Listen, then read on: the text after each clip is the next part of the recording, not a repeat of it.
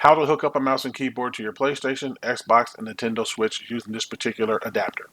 Granted, many of the other cheap adapters on Amazon are probably using the same chipset, just a different shell. This should work for them as well. The very first thing you need to do is make sure you have the newest version of the DualShock 4 controller, not the OG launch controller. You can tell it's the newer one because the buttons, triggers, and analog sticks are all gray, and you can actually see the light through the top of the touchpad. Once you confirm you have the newer controller, turn on your PlayStation and go into Settings. Then head to Devices, then Controllers, and then down to Communication Method.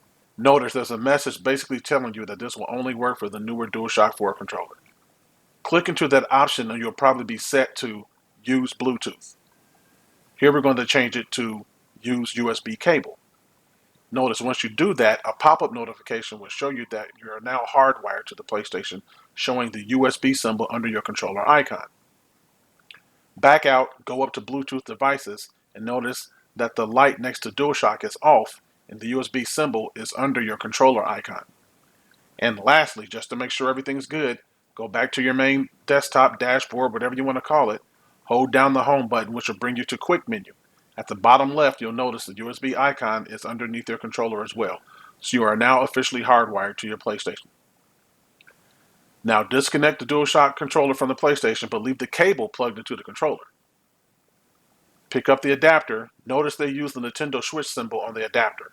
That's supposed to represent all the consoles. I really wish they would have put system input here as opposed to the Switch icon.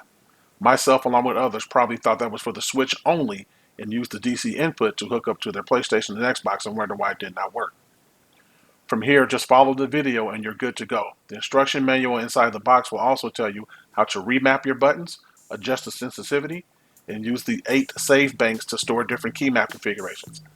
I hope this tutorial was helpful in getting you started and using your mouse and keyboard on your PlayStation, Xbox, and Nintendo Switch. Thanks for watching. Peace.